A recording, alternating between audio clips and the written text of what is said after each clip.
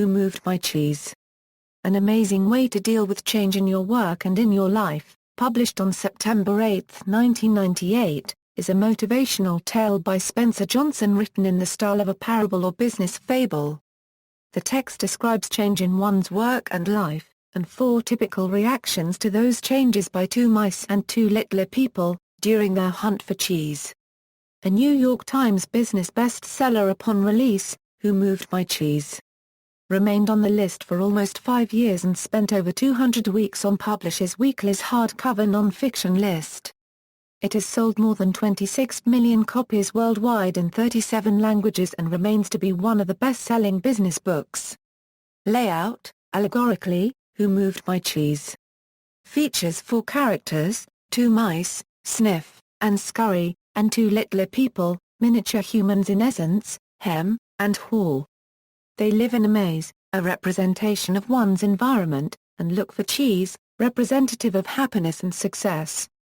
Initially without cheese, each group, the mice and humans, paired off and traveled the lengthy corridors searching for cheese. One day both groups happen upon a cheese-filled corridor at Cheese Station C. Content with their find, the humans establish routines around their daily intake of cheese, slowly becoming arrogant in the process. One day Sniff and Scurry arrive at Cheese Station C to find no cheese left, but they are not surprised. Noticing the cheese supply dwindling, they have mentally prepared beforehand for the arduous but inevitable task of finding more cheese. Leaving Cheese Station C behind, they begin their hunt for new cheese together. Later that day, Hem and Haw arrive at Cheese Station C only to find the same thing, no cheese. Angered and annoyed, Hem demands, Who moved my cheese? The humans have counted on the cheese supply to be constant, and so are unprepared for this eventuality. After deciding that the cheese is indeed gone, they get angry at the unfairness of the situation and both go home starved. Returning the next day, Hem and Haw find the same cheeseless place. Starting to realize the situation at hand, Haw thinks of a search for new cheese. But Hem is dead set in his victimized mindset and dismisses the proposal. Meanwhile, Sniff and Scurry have found Cheese Station N, new cheese.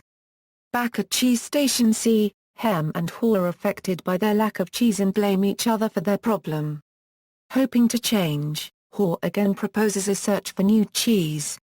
However, Hem is comforted by his old routine and is frightened about the unknown. He knocks the idea again. After a while of being in denial, the humans remain without cheese. One day, having discovered his debilitating fears, Haw begins to chuckle at the situation and stops taking himself so seriously. Realizing he should simply move on, Haw enters the maze, but not before chiseling "If you do not change, you can become extinct" on the wall of Cheese Station C for his friend to ponder. Still fearful of his trek, Haw jots, "What would you do if you weren't afraid?" on the wall and, after thinking about that, he begins his venture. Still plagued with worry, Haw finds some bits of cheese that nourishes him and he is able to continue his search. Haw realizes that the cheese has not suddenly vanished, but has dwindled from continual eating. After a stop at an empty cheese station, Haw begins worrying about the unknown again. Brushing aside his fears, Haw's new mindset allows him to again enjoy life. He has even begun to smile again. He is realizing that, when you move beyond your fear, you feel free. After another empty cheese station, Haw decides to go back for Hem with the few bits of new cheese he has managed to find. Uncompromising, Hem refuses the new cheese, to his friend's disappointment. With knowledge learned along the way, Haw heads back into the maze. Getting deeper into the maze, inspired by bits of new cheese here and there, Haw leaves a trail of writings on the wall. These clarify his own thinking and give him hope that his friend will find aid in them during his search for new cheese. Still traveling, Haw one day comes across Cheese Station N, abundant with cheese, including some varieties that are strange to him, and he realizes he has found what he is looking for. After eating, Haw reflects on his experience. He ponders a return to see his old friend. But Haw decides to let Hem find his own way.